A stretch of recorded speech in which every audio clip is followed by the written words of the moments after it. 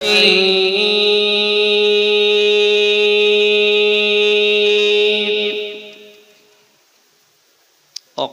الله تعالى لقد من الله على المؤمنين إذ بعث فيهم رسولا صدق الله العظيم وصدق رسوله النبي الأمين الحبيب الكريم ونحن على ذلك من الشاهدين والشاكرين والحمد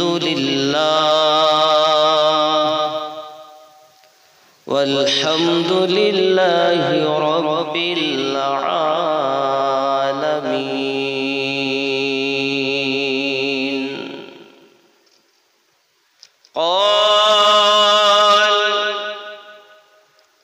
قال رسول الله صلى الله تعالى عليه وسلم بني الإسلام على خمس شهادة أن لا إله إلا الله وأن محمدا رسول الله وإقام الصلاة وإيتاء الزكاة والحج وصوم رمضان.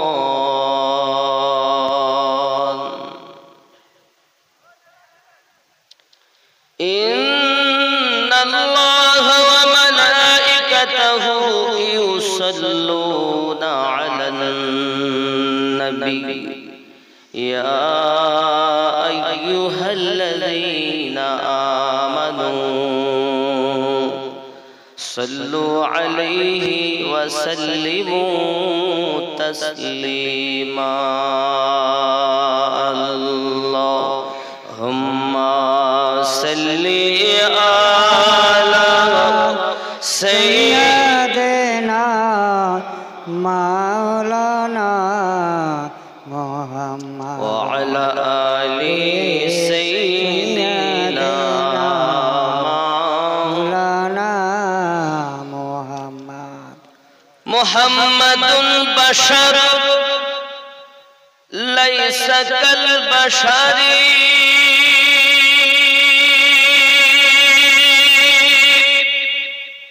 يقوت حجر ليس كالحجر. اللهم صل على سيدنا مولانا محمد وعلى آل سيدنا مولانا محمد. सब चमक वाले उजलों में चमका किए, सब चमक वाले उजलों में चमका किए, अंधे शीशों में चमका हमारा नबी। अल्लाहुम्मा सल्ली अला सय्यदना मौलाना मुहम्मद व अला आलि सय्यदना मौलाना मुहम्मद। कहीं वो आँखों की पुतली है, कहीं वो दिल की धड़कन है, कहीं वो आँखों की पुतली है, कहीं वो दिल की धड़कन है। खुदा की हर जलवे मुर्शिदे कामिल में होते हैं। अल्लाहुम्मा सल्ली अला सय्यिदिना मौलाना व अला आलि सय्यिदिना मौलाना मुहम्मद। अल्हम्दुलिल्लाह, যাবতীয় গুণগান গুণকীর্তন আল্লাহ পাকের।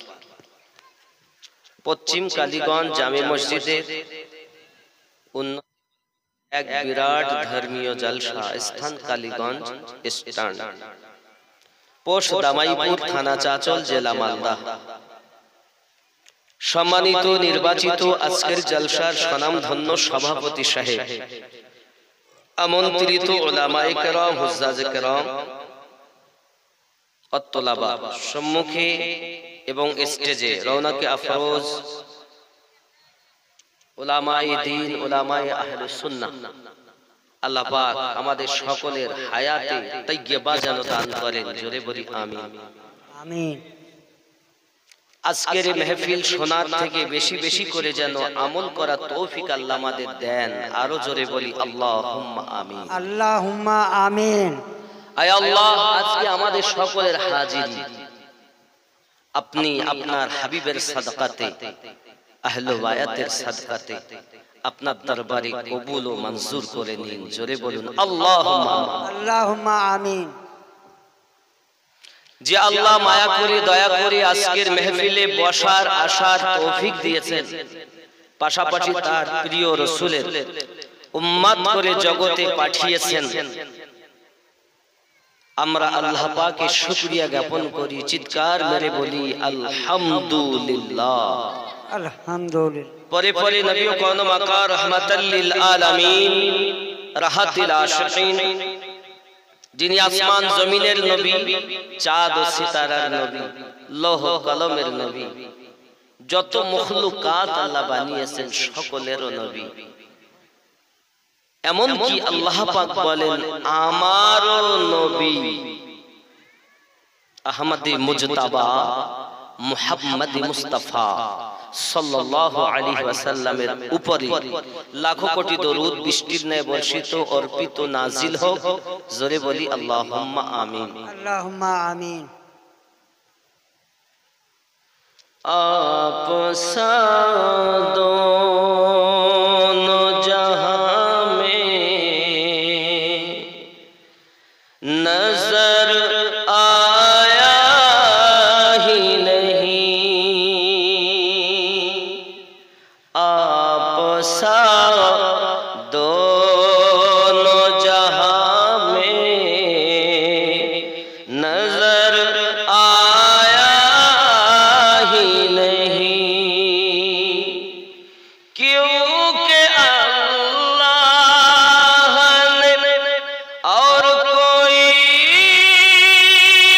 बनाया ही नहीं, आप सा दोनों जहां में नजर आया ही नहीं। জোরে বলুন সুবহানাল্লাহ। আমার সঙ্গে কি একটু বলা যাবে, বলা যাবে? आप सा दोनों जहां में नजर आया ही, क्योंकि अल्लाह ने और कोई बनाया ही नहीं, आप सा दोनों जहां में नजर आया। आवाज बुलंद होना चाहिए। आशिकों की महफिल है और आशिकों की आवाज भी बुलंद होती है, इसलिए একটু জোরে জোরে বলবেন आप सा दोनों जहां में नजर आया। किसकी तरह? किसके तरह? मेरे मुस्तफा के तरह। और किसी को अल्लाह ने बनाया ही नहीं। आप सा दोनों जहां में नजर आया, मक्के में जो गया रास्ते से लौट आया, मक्के में जो गया रास्ते से लौट आया, ये वो समझे कि उसे आका ने बुलाया ही नहीं, आप सा दोनों जहां में नजर आया ही नहीं। जोरे बोलो सुभान अल्लाह। महबूब ओ मुहीब का नहीं दो जहां में सानी, महबूब ओ मुहीब का नहीं दो जहां में सानी, एक का जिस्म नहीं और एक का साया ही नहीं, आप सादो नो जहां में नजर आया नहीं। सो गए क्या? घूमिए बोलते ও উর্দু है इसलिए বলতে বুঝতে পারছি, কিন্তু এতটুকু তো বলা যায়। দেখুন, মেহবুব হলেন আমাদের রাসূল, মুহিব হলেন রব্বে করিম। বুঝতে পেরেছেন? মেহবুব ও মুহিব नहीं নাই, দো জাহানে কোন সানি, কোন উপমা। রবের মতো রব নাই, মুস্তাফার মতো মুস্তাফা নাই। রব তিনি বেমিসাল, রহমত তিনি বানানেতে মানে তৈরি হওয়াতে বেমিসাল। खुदा भी लाजवाब, मुस्तफा भी लाजवाब। सुभान अल्लाह। वो लाजवाब बनाने में और ये लाजवाब बनने में ना उनका कोई शरीक है ना इनका कोई साया। सुभान अल्लाह। बेशक। বুঝতে পারছেন না? পারছেন না? পারবেন তো? আপনারা তো মোটামুটি আলেম ওলামাদের মাঝে থাকেন, আর এলাকায় মাদ্রাসা তো অনেক বেশি, হাজার গ্রামের মানুষ হওয়ার পরও উর্দু হিন্দি বোঝাটা স্বাভাবিক। महबूब ओ मुहीब नहीं तो जहां में सानी, एक का जिस्म नहीं और एक का साया ही नहीं। जोरे बोलो सुभान अल्लाह। बेशक। जब कहा कब्र में सरकार ने ए मेरा है, फिर नकीरों ने मुझे हाथ लगाया ही नहीं। आप सा दोनों जहां में नजर आया ही नहीं। जोरे बोलो सुभान अल्लाह। बेशक। আপনাদের আওয়াজে সেই মজা নাই, মানে মিষ্টি মিষ্টি দুঃখ আছে। উর্দু বলে বুঝতে পারছেন কিনা, কিন্তু বাংলা আমাদের সভাপতি সাহেব বলেন বাংলা, বাংলা ভালো। জন্ম আমার নবীর যুগে হলে কেমন, মোহাব্বতে জন্ম আমার নবীর যুগে হলে। আওয়াজ জোরে হবে, তারপরে আমার এদিকে মিটার গরম। আর আপনারা যদি আওয়াজ জোরে না দেন, আমি কিন্তু আপনারা আধ মরা হয়ে গেলে আমি পুরো মরা হয়ে যাব।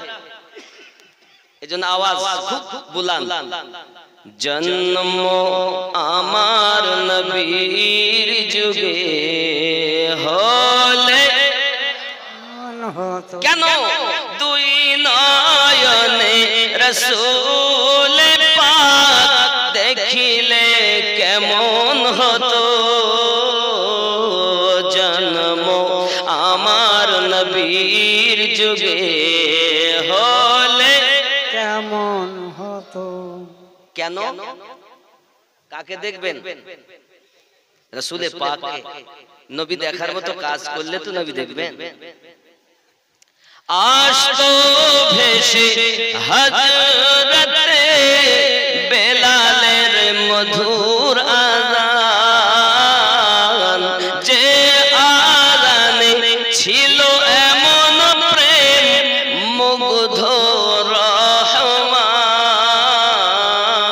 দয়ার নবীর পিছে নামাজ দয়ার নবীর পিছে নামাজ পড়িলে কেমন হতো জন্ম আমার নবীর যুগে হলে কেমন হতো। কেন কেন দুই নয়নে রসূল পাক দেখিলে কেমন হতো জন্ম আমার নবীর যুগে হলে কেমন হতো। কেমন ছিল দৃশ্য মদিনার দেখছেন সব সাহাবী খেলছে নাতি হাসান হোসাইন পাশে দয়াল নবী নবী ডাকছেন নাতি হাসান শুনিলে কেমন হতো নবীর কাঁধে খেলছে হোসাইন দেখিলে কেমন হতো দুই নয়নে রসূল পাক দেখিলে কেমন হতো জন্ম আমার নবীর যুগে হলে কেমন হতো।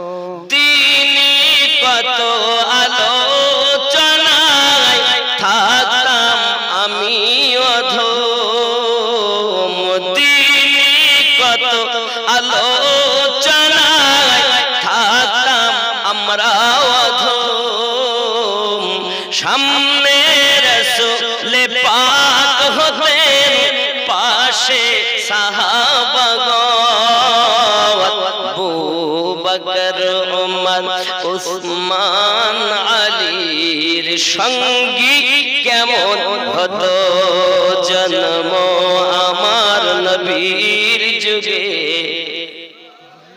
কেমন আরো জোরে কেন দুই নয়নে রসূল পাক দেখিলে কেমন হতো জন্ম আমার নবীর যুগে হলে কেমন হতো। আল্লাহ কবুল করুন যদি বলুন আমিন আমি আমাদের তো জন্ম নবীর যুগ তবে এখানে ওই কথাটা বলা হচ্ছে 63 বছর যে রাসূল দুনিয়াতে ছিলেন হায়াতে জিন্দেগি ওই কথা বলা হচ্ছে যুগ কিয়ামত অবধি নবীর জোরে বলুন সুবহানাল্লাহ সুবহানাল্লাহ দেশক। এখন আমরা হলাম মানুষ মসজিদ উন্নতি কল্পে জলসা আজ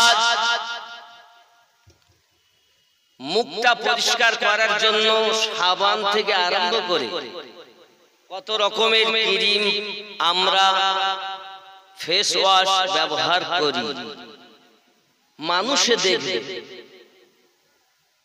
তাকে যদি এত পরিষ্কার করতে হয় মানুষ দেখে বলে আল্লাহ মুখ দেখেন না আল্লাহ দিল দেখেন তাহলে দিলটাকে কত পরিষ্কার করা দরকার সুবহানাল্লাহ। আল্লাহ মুখ দেখেন না আল্লাহ দিল দেখেন তাহলে দিলটাকে কত পরিষ্কার করা দরকার আল্লাহ পাক বলেন মানুষের ভিতরে একটি মূল্যবান জিনিস দিয়েছে যেটি মানুষের দেহের রাজধানী, তাকে কি বলা হয়? রাজধানী। আমাদের পশ্চিম বাংলার রাজধানী কোথায়? কলকাতা। আর ভারতবর্ষের রাজধানী দিল্লি। এখন দিল্লিতে রাজধানীতে যদি কিছু অসুবিধা হয় তো পুরো ভারতবর্ষে অসুবিধা হবে কিনা, তার আসর পড়বে কিনা? পশ্চিম বাংলার রাজধানী কলকাতা, সেখানে যদি রাজধানীতে কোনো একটু অসুবিধা হয় তার আসর আমাদের কালীগঞ্জে আসবে কিনা? কথা বলেন না, আসবে কিনা? তাহলে রাজধানী যদি ভালো তো দেশ, পৃথিবীতে প্রতিটি মানুষের দেহের রাজধানী তার কল, তার দিল, তার অন্তর। এই রাজধানী যার খারাপ তার দেহটা মূল্যবিহীন, আর রাজধানী যার ভালো তার দেহ মূল্যবান, সুপারম্যান হয়ে যাবে। কবরে যেতে দেরি, রাসূল কোলে লইতে দেরি করবেন না। সুবহানাল্লাহ, সুবহানাল্লাহ। বেশক এই জন্য এই চেহারা পরিষ্কার করার আগে, দেহ সাফ করার আগে দিলটাকে সাফ করুন। আব্বা আমার, যদি পুরুষ ভালো হয় তাহলে সততা ঘরের দরজা পর্যন্ত পৌঁছে যায়, আর নারী যদি নেককারিনী হয় তাহলে তার থেকে নসল বা নসল, বংশ বা বংশ ভালো তৈরি হয়। সুবহানাল্লাহ, সুবহানাল্লাহ। কথা কি বুঝতেছেন? হ্যাঁ। এই জন্য মায়েদেরকে আগে ভালো হতে হবে, তারপরে বংশ ভালো হবে। আর মা যদি খারাপ হয় তাহলে বেশি সমাজে অধপতন নামবে। বাপজি আমার, দেখবেন কিছু যুবক আছে হাতে বালা পরে অথবা সুতো বাঁধা, চুল স্টাইলে কাটা, রাস্তা দিয়ে যায়। ও আসছে কেটিএম, আর এ যাচ্ছে সুপার স্প্লেন্ডার। এখন নাই, গেলাম ফিজা, ফিজা, কেউ বা বলে এখন যাচ্ছে। এ যায় হু, ও যায় শু, কে কাকে সালাম দেয়? রাস্তার ধারে মনে পড়েছে, আল্লাহ কবুল করুন, যদি বলি আমিন। আমিন। এখন রাস্তা দিয়ে যায়, সালাম নাই, কালাম নাই, চলছে। কিছু মা আছে দেখবেন, শুটিং শাটিং ফিটিং, কাঁধে মেরেছে সেফটি পিনার হুকিং, ঘাড়ে ঝুলিয়েছে ধেনাচিকা ছোট একটি ব্যাগ। কালীগঞ্জের যুবক তোরা ঘুরে ঘুরে আমার দিকে দেখ, লাম খালি মিম খালি নুনের পেটে এক নোক্তা, পেট খালি পিঠ খালি কপালেতে এক নোক্তা। সুবহানাল্লাহ। এইরকম মা আছে না আপনাদের দিকে? নাই নাই। ওগো আমার মা খালা, শুনে নেন রাতের বেলা, করবেন না ঝালা পালা, নাম আমার আমিনুদ্দিন আলী। দুটি কথা পরিষ্কার করে খুলে খুলে বলি, রাত যখন 12টা বাজে তখন শ্রোতারও 12টা বাজে, মৌলবিও পুরো মরা। 12টার পর জালসা করা বড় কঠিন। যুবক আমার, পৃথিবীর সার জমিনে আমার মা জননী অমন। কি নাম বাবু? আসিরউদ্দিন। আসিরউদ্দিন, 100 টাকা আল্লাহ কবুল করুন, জোরে বলি আল্লাহুম্মা আমিন। আল্লাহুম্মা আমিন। আপনারা দিবেন, আপনাদের কাছ থেকে নেওয়া হবে, তবে কেউ শরীক হয়ে চলে যাচ্ছেন তা নয়। এখন মা যদি ভালো, সব ভালো। একটি নারী জাহান্নামে যাবে, 4টি পুরুষকে জাহান্নামে নিয়ে যাবে। কয়টি? 4টি। জান্নাতের গেটে লেখা, আদ-দায়িসু লা ইয়াদখুলুল জান্নাহ, আদ-দায়িসু লা ইয়াদখুলুল জান্নাহ। দায়ুস ব্যক্তি জান্নাতে যাবে না। দায়ুস কাদেরকে বলে? একটি নারী 4 জনকে নিয়ে যাবে। খেয়াল করেন কাদেরকে দায়ুস বলে? নিজের মেয়ে কে যে পর্দায় না রাখতে পারে, নিজের স্ত্রী কে যে পর্দায় না রাখতে পারে, নিজের বোনকে যে পর্দায় না রাখতে পারে, আর বড় ভাই, এই চারটিকে নিয়ে যাবে জাহান্নামে। এক নারী জাহান্নামে যাবে চারজনকে নিয়ে। এক নম্বরে নিয়ে যাবে তার স্বামী, দুই নম্বরে নিয়ে যাবে তার বড় ছেলে, তিন নম্বরে নিয়ে যাবে তার ভাই। ও আমার জওয়ান যুবক সোনা মানিকেরা, মেয়েটা তো আপনার কিনা যেতে চাইবে না, জোর করে টেনে টেনে নিয়ে যাওয়া হবে। তারা তখন বলবে, ফেরেশতা মণ্ডলী যেতে চাও না কেন? চারজনকে আমার সঙ্গে দেন। আমার পিতা, আমি বিছানায় ঘুমিয়ে থাকতাম, যদি কলেজে না যেতাম আমাকে আমার পিতা বকাঝকা করত। কিন্তু ফজরের আযান হয়েছে, আমার পিতা একবারও আমাকে ডাকেনি, প্রাইভেট পড়তে যাইনি, মা আমাকে বকাঝকা করেছে, কিন্তু আমার বেপরদায় করেছি, মা আমাকে কিছু বলেনি। সুবহানাল্লাহ। কি বুঝেছেন? ও আমার জননী মা খালারা, পৃথিবী সরজমিনে ভালো করে বুঝে নিন। এখন আমার আম্মা জানেরা আপনার কিনা চারজন পুরুষকে নিয়ে যাবে, স্বামীকে নিয়ে টেনে টেনে দেওয়া হবে। আমার পিতা আমাকে কখনো আপনার কিনা বাধা প্রদান করেনি, এজন্য বাপকে নিয়ে যাওয়া হবে।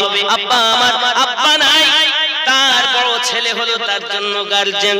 যদি বড় ছেলে বলে আম্মা আপনি পর্দার ভিতরে ঢুকুন, কিন্তু বেটার কথা মা শুনেনি, তাকেও জাহান্নামে নিয়ে যাওয়া হবে। বাবা আমার, বাপ নাই, ভাই হলো বোনের জন্য গার্জিয়ান। আচ্ছা না ভাই, আব্বা আমার ভাইকেও নিয়ে যাবে। সোনা মানিক আমার, পৃথিবী সরজমিন আমাদেরকে এমনি করে নিজের সন্তানগুলোকে বাঁচিয়ে রাখতে হবে। রব্বে কারীম বলেন, বিসমিল্লাহির রহমানির রহিম, ইয়া আইয়ুহাল্লাযীনা আমানু কু আনফুসাকুম ওয়া আহলিকুম নারা। আইমানদার সম্প্রদায়, তুমি নিজে বাঁচো, তোমার আহলে বর্গদিগকে বাঁচাও জাহান্নামে, জাহান্নামে আগুন থেকে। এখন আমরা কি বাঁচতে পেরেছি? জাহান্নাম কেমন? প্রিয় নবী সাল্লাল্লাহু আলাইহি ওয়াসাল্লাম বর্ণনা দেন, সাহাবী রাসূলকে নিয়ে নবী আমার বসে আছেন, হঠাৎ এমন একটি আওয়াজ, গম্ভীর আওয়াজ হয়ে গেল। সাহাবী রাসূল পরেশান হয়ে গেলেন, নবীজি বুঝতে পারি না কিসের আওয়াজ। আমার রাসূল বলেন, সাহাবী রাসূল শুনে নেন, 500 বছর আগে জাহান্নামের উপর থেকে একটি পাথর নিচে নিক্ষেপ করা হয়, আজ তলদেশে যাইয়া পাথরটা ঠেকেছে, সেই পাথরের আওয়াজ তোমরা শুনতে পেয়েছো। সুবহানাল্লাহ, সুবহানাল্লাহ। হায় হায়,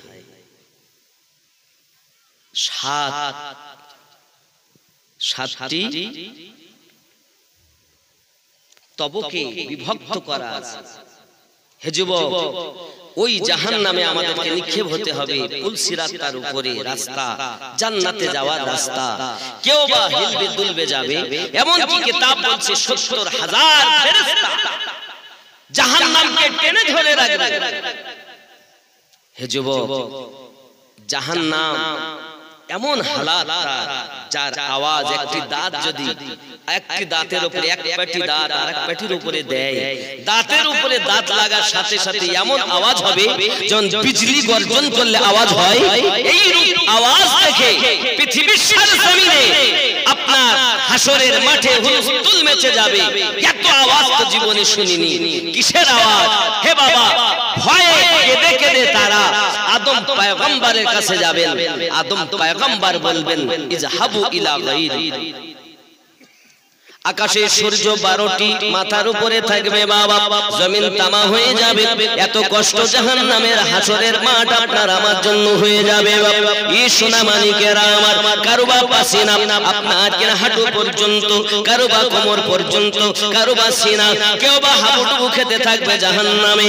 হে বাবা, যে আমার হাসরের মাঠে এত পাসিনা হবে, আল্লাহ পাকের আবার দয়া হবে। সূর্যটা যখন আপনার 12টি মুখ সাধন করে আপনার আমার মাথার উপরে থাকবে বাবা, ওই সমাজে দেখা গেল পৃথিবীর সরজমিন মানুষ হাসর মাঠে হুলস্থুল মেচে যায়। একটি আওয়াজ, নাফসি নাফসি। সুবহানাল্লাহ। কি আওয়াজ?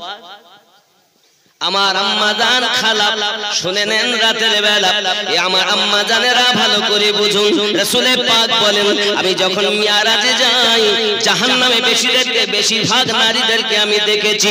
জিজ্ঞাসা করলাম কেন বাবাজি আমার নারীরা জাহান্নামে যাওয়ার হলো কারণ? ও আমার আম্মা জানেরা, আমার নারীরা দেখবেন পৃথিবীর জমিনে স্বামী সংসার করে তবু স্বামীর না শুকরিয়া করে। কি বলে? তিনটে ছেলের মা হলাম এখনো শান্তি পাইনি। বলে কি বলে? স্বামীর না শুকরিয়া করার জন্য জাহান্নামী হবে। এ যুবক সোনা মানিকেরা ভালো করে বুঝুন, আমার মায়েদের জন্য আমি বুঝাতে চাচ্ছি, আমার মা আপনি যদি ভালো হবেন সমাজ ভালো হয়ে যাবে। একটি গ্রামে যদি আপনার ভালো একটি মহিলা এসে যায় আশেপাশে সবকে ভালো করে নেবে, আর একটি গ্রামে যদি একটি খারাপ মহিলা এসে যায় এক বস্তা আলুতে যদি একটা পচা আলু ঘটে হে বাবা থাকে আস্তে আস্তে সমস্ত বস্তার আলু পচিয়ে দেবে। এমনও কিছু মা খালা দেখা যায় সকালবেলা উঠে ওদের কোনো কাজ নাই, শুধু কাজ হলে এটা এর কথা নিয়ে তাকে লাগানো, তার কথা নিয়ে তাকে লাগানো। আবার দেখবেন যখন তারা থালা বাটি নিয়ে মাজতে বসে, এ ঘাটে আছে শালিনার মা, ও ঘাটে আছে সাদ্দামের মা, এ ঘাট থেকে বলে হ্যালো, ও ঘাট থেকে সাদ্দামের মা বলে সেঙ্গার ভিতরে আলু কেমন করে গেল। সুবহানাল্লাহ। 10 হাত কাপড় কলা গাছের মতো জড়িয়েছে, পর্দাকে তো গোপাল জর্দা বানিয়ে দিয়েছে। দেয়নি? এখানকার মায়েরা ভালো, এরা সব করে টরে। ওগো আমার জননী মা ভালো করে বুঝুন, পৃথিবীর সরজমিনে একজন মহিলা ছিলেন যিনি আল্লাহ পাকের এত আবিদা জাহিদা নেককারিনী ছিলেন। বাবা নবী ও রাসূলদের স্ত্রীগণের পরে ওনাদের কন্যাগণের পরে আবিদা জাহিদা নেককারিনী একজন মহিলা, তার নাম হলো হযরতে রাবিয়া বাসারী রাহমাতুল্লাহি আলাইহা। এত ইবাদত বান্দাগি করেছেন বাবা, এত ইবাদত বান্দাগি করেছেন। এ বাবাজি আমার কবরের ভিতরে যখন ওনাকে রাখা হয়েছে মুনকার নাকির এসে জিজ্ঞাসা করতেছেন বলুন মা রব্বুকা, আপনার রবকে, তোমার রবকে? উত্তর দিচ্ছেন একটাই, ও মুনকার ও নাকির আমাকে জিজ্ঞাসা করবেন না আমার রবকে, আল্লাহকে জিজ্ঞাসা করুন আমি রাবিয়াকে আল্লাহ বান্দি বলে মেনে নেয় কিনা। সুবহানাল্লাহ। আমি মুফতি সাহেব, আমি মুফতি সাহেব, মুফতি সাহেব বলছে আমি চিনি না, তো কাজ হবে? দেখবেন কেউ যদি আপনাদের এই কালীগঞ্জে ভোট পেয়ে যদি এমএলএ হয়, এমএলএ হওয়ার পর এর কিন্তু আত্মীয় না হওয়ার পরও আত্মীয়র পরিচয় দেয়। থানায় যদি কোনো কেস লড়ে ওখানে কি পরিচয় দেয়? কি পরিচয় দেয়? আপনি জানেন না কালীগঞ্জের সাদ্দাম ভাই যে বাড়িতে আছে ওনার বাড়িটা হলো ওনার বাড়ি, ওনার নাম সাদ্দাম ভাই, সে এমএলএ, সে আমার ফুফাতো ভাই, সে আমার ফুফাতো ভাই। থানার বড় ফোন করি বলছে সাদ্দাম ভাই এই আমিনুদ্দিনকে চেনেন? তাতে আমি জীবনে নামই শুনিনি, কিন্তু আমি এমন এক কাজ করেছি যে কাজ করার কারণে আমি বাঁচার তাগিদে যদি এমএলএর নামটা যদি বলি, সাদ্দাম ভাইয়ের নামটা যদি বলি, তাহলে হয়তো আমাকে ছেড়ে দিবেন, এই জন্য বলেছি। আর সাদ্দাম ভাই বলছে আমি চিনি। মুনকার নাকিরকে রাবিয়া বাসারী বলছেন আল্লাহকে জিজ্ঞাসা করুন আমি রাবিয়াকে আল্লাহ বান্দি বলে মেনে নিয়েছেন কিনা। যদি আল্লাহ বলেন রাবিয়া আমার, প্রশ্নের কোনো প্রয়োজন হবে না। আব্বাজি আমার সোনা মানিকেরা, কত অদ্ভুত কথা এটা, কেমন আপনার গুরুত্বপূর্ণ কথা। চলুন এগিয়ে যাই। রাবিয়া বাসারী কে ছিলেন জানেন? গরিব ঘরে উনি জন্ম নিয়েছেন। পিতার নাম হলো ইসমাইল, মায়ের নাম হলো মাইফুল। এক এক করে আল্লাহ আল্লাহ পাক তিনটি মেয়ে দিয়েছেন কিতাবের ভিতরে বলা হয়েছে আল্লাহ পাক যাকে বেশি ভালোবাসেন তখন আল্লাহ পাক তার রুজিতে বরকত দিয়ে দেন আল্লাহ পাক যখন তাকে ভালোবাসেন বেশি করে তার সুন্দর একটি অর্থর ব্যবস্থা করে দেন আল্লাহ পাক যখন আরো বেশি ভালোবাসেন তখন তার ঘরে নারী সন্তান জন্ম দেন আল্লাহ শুন মা গুণ শুনেন আপনাদের আল্লাহর হাবিব সাল্লাল্লাহু আলাইহি ওয়াসাল্লামের কাছে সাহাবী রাসূলদের মধ্যে আরজি জানালেন ইয়া রাসূলুল্লাহ সাল্লাল্লাহু আলাইহি ওয়াসাল্লাম আমার প্রিয় নবী সাহাবী রাসূলদের মাঝে বর্ণনা দিচ্ছেন কোন ঘরে যদি তিনটি কন্যা জন্ম নেয় আর ওই কন্যাগুলোকে যদি শরিয়াতে মুতাহারার উপরে লালন পালন করে সুন্দর করে বিবাহ শাদী দিতে পারে তার পিতা এবং মাতাকে হাসরের মাঠে নূরের টুপি পরাইয়া জান্নাতি বানানো হবে সুবহানাল্লাহ সুবহানাল্লাহ বেশ সঙ্গে সঙ্গে একজন সাহাবী উঠে দাঁড়িয়ে গেছেন হুজুর যার ঘরে দুটি মেয়ে তার কি হবে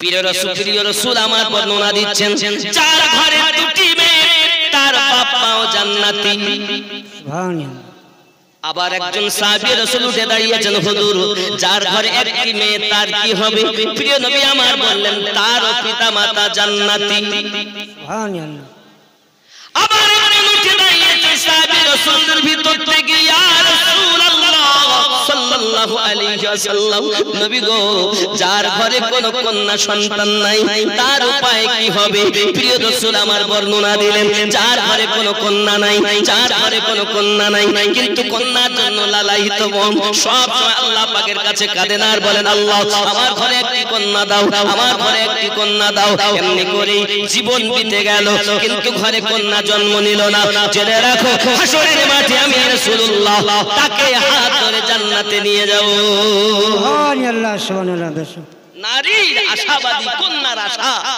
অন্তরে নিয়ে কবরে চলে আমার জওয়ান যুবকেরা মা খালা আপনাদের কোনো ইজ্জত ছিল না সম্মান ছিল না আপনাদের সম্মান দিয়েছেন আমার দয়ার রাসূল এসে কেউ বা মা কেউ বা খালা কেউ বা ফুফু কেউ বা দাদি কেউ বা নানি কেউ বা বোন এমনি করে জীবন যাপন করতেছেন আপনারা মা হয়ে জীবন যাপন করুন যেন নায়িকা হবেন না সুবহানাল্লাহ কি হবে না নায়িকা ও জননী আমার পৃথিবীর সারজমিনে কোন মায়ের যদি গলার আওয়াজ বাড়ির ভিতরে শোনা যায় ওর আওয়াজটা যদি আগুনের লোক শুনতে পায় আগুনে মানে বোঝেন উঠোন বলেন আগুনে বলেন আগিনা এই আঙিনার লোক যদি তার গলার আওয়াজ শুনতে পায় তার জিহ্বাখানা টেনে টেনে 40 মাইলের মতো লম্বা করা হবে চার জিহ্বার উপর দিয়ে জাহান্নামী মানুষ চলাচল করবে জননী জোরে কথা বলো না মা আমার মায়ের জননী যখন কালীগঞ্জে নামাজ আদায় করে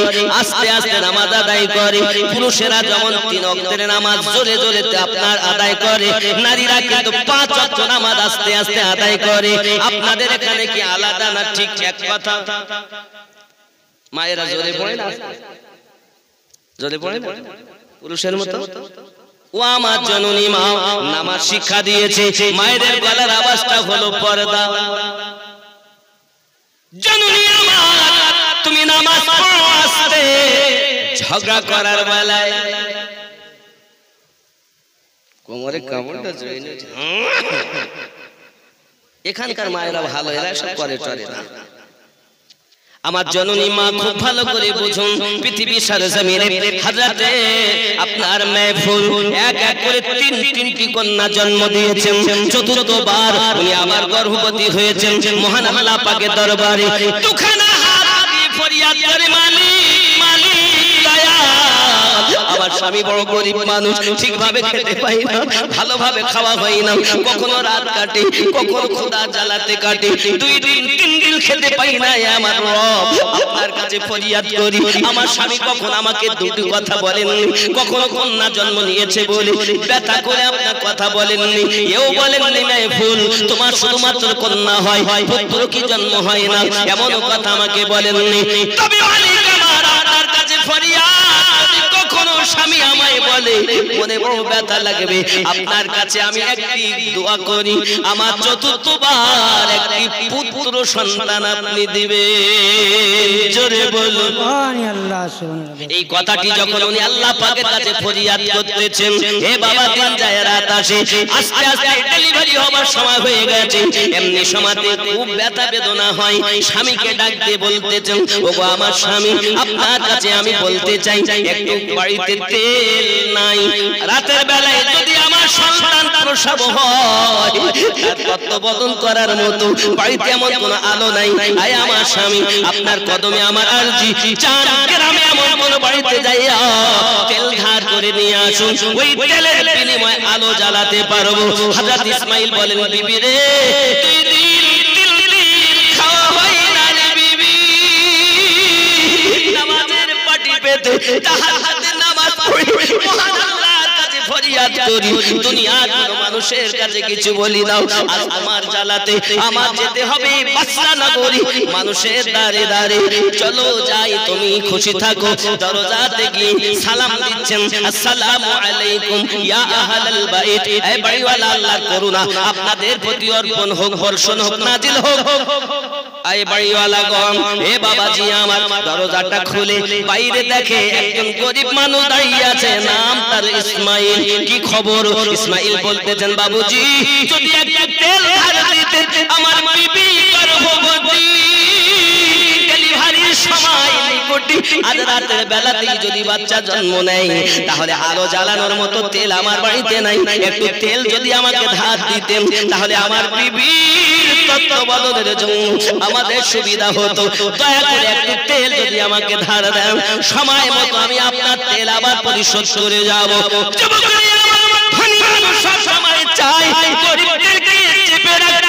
যাহা বলবে তাই যেন তারা শোনে, তাহলে ধনী তার প্রতি খুশি। সুবহানাল্লাহ। এরম আছে না, এরম আছে না। ইসমাইল তেল পেলেন না, আর একটা দরজাতে গেলেন, বড় আপনার বাড়ি দেখছেন, দরজাতে চলে গেলেন, সেও আপনার দরজাটা খুলে ইসমাইলকে দেখে বলছেন, একে যদি তার তেল ধার দেই তো শোধ করতে আপনি আমি যদি বিপদে পড়ি তো কি করে জানেন ভাই, ৫,০০০ টাকা লাগবে, কত দিবি? দয়া মায়া নাই, আছে দয়া মায়া আছে, এটা কিয়ামতের লক্ষণ, আলামত। আব্বাজি আমার, এখন দয়া মায়া আর নাই, এখন আছে জুলুম।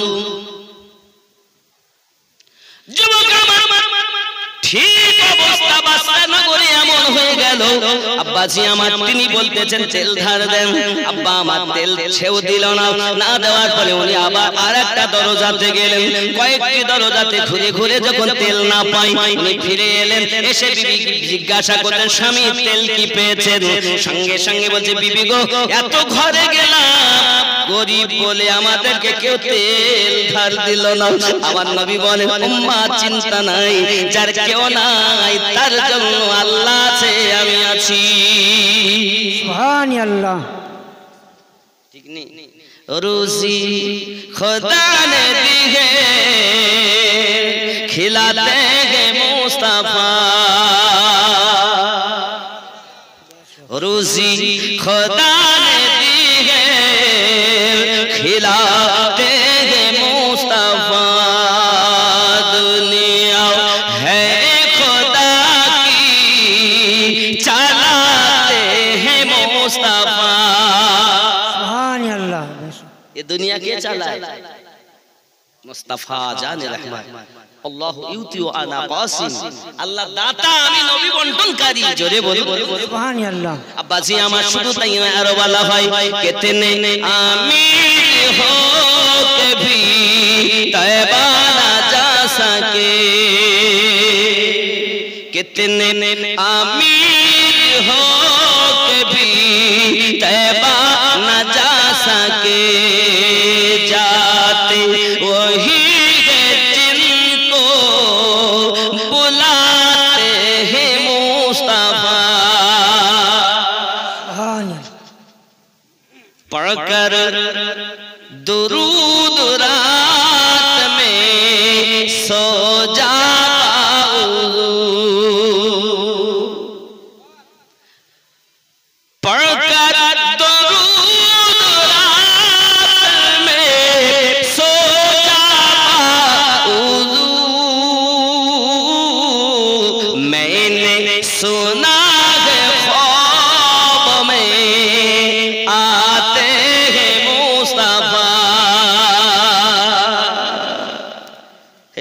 মোবাইল চালাতে চালাতে, ফেসবুক চালাতে চালাতে ঘুমায়ো না, উযু করে দরুদ পড়তে পড়তে ঘুমিয়ে যাও, রাসূলুল্লাহ তোমার স্বপ্নে এসে দিদার দিয়ে দেবে।